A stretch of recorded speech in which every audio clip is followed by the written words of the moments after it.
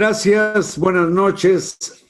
Las gracias se las doy en primer lugar a la audiencia, pero junto con la audiencia al consejero presidente del Instituto Nacional Electoral, Lorenzo Córdoba. Buenas noches. Hola, Carlos, un gusto estar de nuevo, como decía ayer, contigo. De veras, mil gracias por la oportunidad.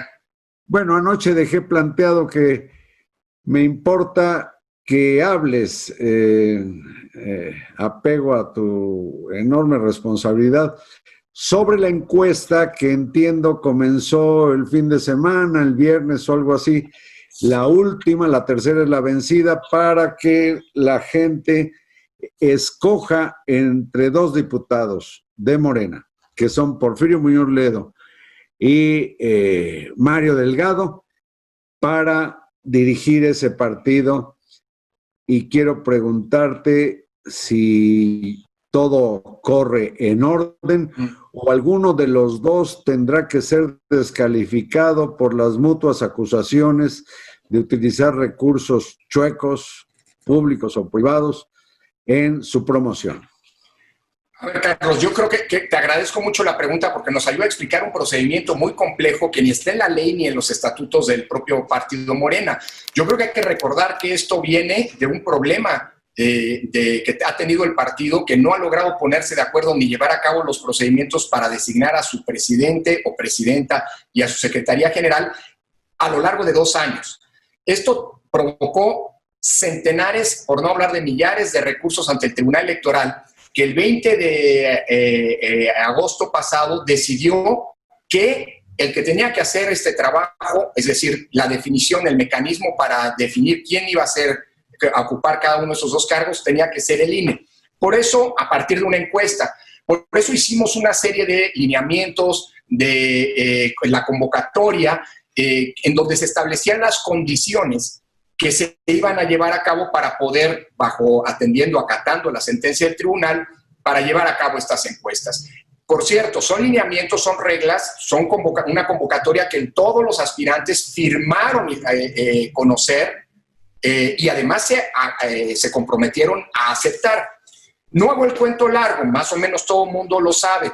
Se inscribieron más de 100 aspirantes para los 2 cargos. Es imposible hacer una encuesta con tantos nombres. Tuvimos que hacer una primera encuesta que llamamos de reconocimiento, en donde no se preguntó a quién quería la gente, los simpatizantes de Morena, como presidente y secretaria general, sino más bien si conocían a alguno de los que estaban allí enlistados.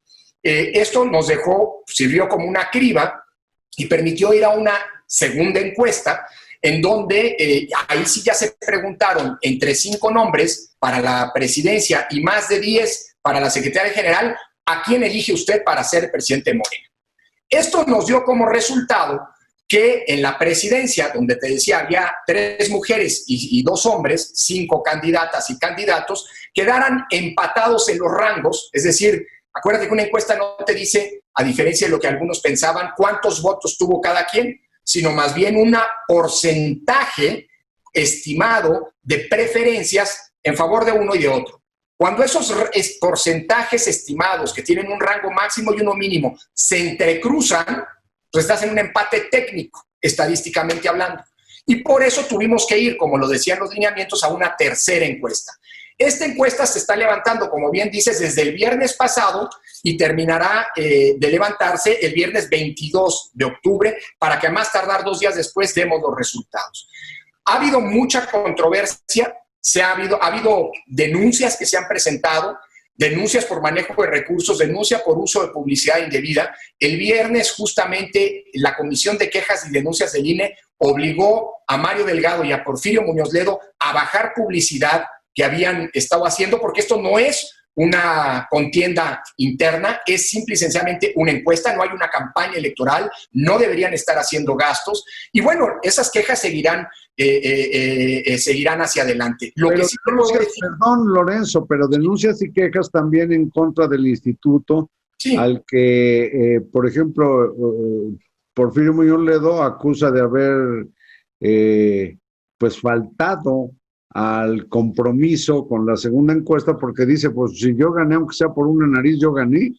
Bueno, es que ese es el problema. Yo con Porfirio y con Mario Delgado he hablado con reiterada, con frecuencia, es decir, hay una comunicación abierta. Yo a ambos les he explicado de qué es lo que ha venido pasando y cómo... ¿Ya lo entendieron o no?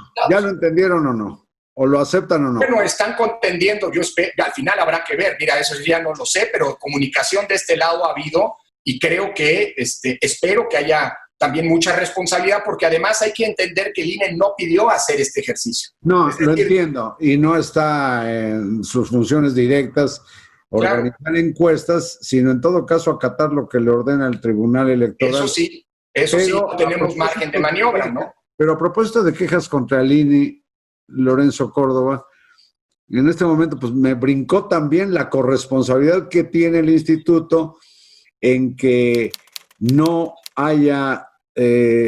se haya admitido el registro del partido México Libre.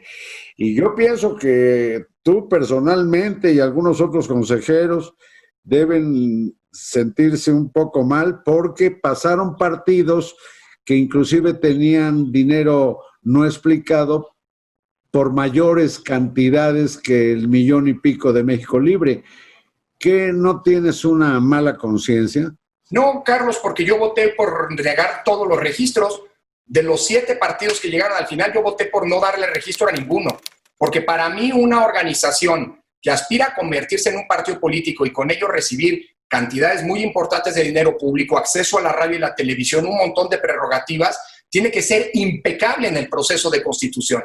¿Y por qué el INE no se puso a averiguar inclusive el secreto bancario, lo que se quiera? Lo que pasa es que el secreto bancario... Es cierto que se podía, como alega Margarita Zavala y Felipe Calderón, que podían comprobar que las personas donaron pues en promedio 20 o 20 y tantos mil pesos, que hicieron ese 1,000,000 y pico, por el cual ustedes y los 4 magistrados del tribunal pues decidieron por los electores. Bueno, no, no decidimos por los electores porque no tienen electores, verificamos el cumplimiento de requisitos. Y déjame decírtelo así, sobre la pregunta o el planteamiento que se ha venido haciendo, es que no le toca al INE transparentar los gastos de los partidos. Acceder al secreto bancario, fiduciario y fiscal, o sea, trascenderlo para el INE, es para verificar que lo que nos informaron era cierto, no para hacerles la chamba. Quien tenía que decirnos correlacionar todos los ingresos con toda la transparencia y conforme las reglas del reglamento de fiscalización eran las organizaciones. A esa organización que tú mencionas, durante 5 veces a lo largo de un año, se les dijo que no usaran esa aplicación porque no permitía lo que el reglamento planteaba. Ellos decidieron seguir usándolo y bueno, pero vuelvo a tu pregunta inicial. Yo voté en contra de todas las organizaciones porque todas cometieron irregularidades. Y en ninguna se les debía dar el registro, pero en esta historia quien decide en última instancia es el Tribunal Electoral. Yo quería que tuvieras una carga de culpa, que veo que la argumento... Apliqué la ley, Carlos, aplicamos la ley, así que... Pues, y ahora, en esto de... Yo no soy el que violó la ley en todo caso. Bueno, no creo que sea lo que estén pensando Margarita y su marido, pero finalmente te pregunto, nos quedan 2 minutos o algo así, te pregunto, ¿qué requiere el instituto para consentir la petición, sugerencia que hace el presidente de la República de que la consulta que él le llama, pues, sobre los expresidentes, aunque no quedó la pregunta elaborada de esa manera, ¿qué requiere el INE para que sí se realice en las elecciones del año próximo? ¿O hasta dónde es el imposible de que ya has hablado? No, a ver, Carlos, yo creo que esa consulta no se ha convocado, pero pues me parece que es inminente. Al haber avalado y modificado la pregunta a la Suprema Corte de Justicia, ya lo que queda es una formalidad en el Congreso de la Unión. Así que lo que vendrá es un despliegue inédito. Nunca hemos hecho una consulta popular, pero la Constitución la prevé y le encomienda al IFE antes, al INE ahora, bueno, al INE porque se introdujeron en 2014, realizar esa consulta. Entonces, lo que se requiere son 2 cosas. Uno, los elementos técnicos y financieros para poder hacerlo, y dos, cumplir con la Constitución. Nosotros vamos a tener el próximo año 2 ejercicios de participación política de las y los ciudadanos. El primero, la gran elección donde vamos a renovar una cantidad de poder público como nunca antes en la historia, más de 21,300 cargos, el 6 de junio, y el 1 de agosto, como lo dice la Constitución, la consulta popular.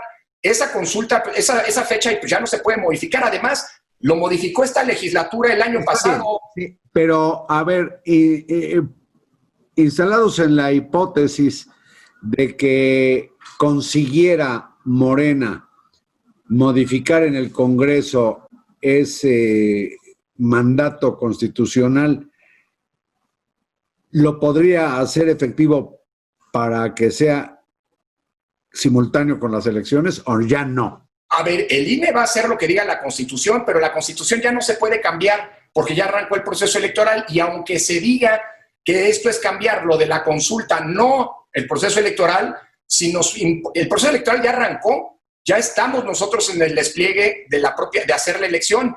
Si se nos pide que hagamos la consulta el mismo día, esto implicaría violar la Constitución porque estaría modificando las reglas de la elección, aunque aquí se trate de un ejercicio distinto. Y además sería la modificación de un artículo constitucional o de un enunciado con destinatario específico, que en este caso sería hacerle el servicio al partido en el poder. Bueno, yo lo que digo es que es importante que la Constitución la dejemos en paz. No hace consideraciones políticas. No, por eso yo digo que la Constitución hay que dejarla asentar, hacerla en paz. El INE va a cumplir con lo que dice la Constitución. Y el otro tema que te decía, Carlos, es el tema presupuestario. Estamos terminando un análisis. No, sí. Pues en tiempos de austeridad juarista que parece menos que pobreza franciscana, olvídate de que se les vaya a dar más dinero. Pero a ver cómo le hacen. Lorenzo, se acaba el tiempo de este asalto, pero tú dices, no haremos otra cosa que lo que diga la Constitución. Sin duda. Y los elementos para poder hacerlo, eso que ni de lejos, déjame decírtelo así, ni de lejos, son los 8,000 millones de pesos que cuesta hacer una elección que algunos están planteando. No, va a costar eso hacer la consulta. Pero dice que cuando menos alrededor de 1,000 o 2,000 millones a fuerza. Porque pues mira, tenemos que hacer un ejercicio a nivel nacional. Pero va a ser un ejercicio muy razonable, muy contenido porque bueno, pues en fin. Ya se verá. Ya lo tendremos que discutir, eso sí, sin duda. Muchas gracias, Lorenzo Córdoba, muchas gracias a ustedes y buenas noches.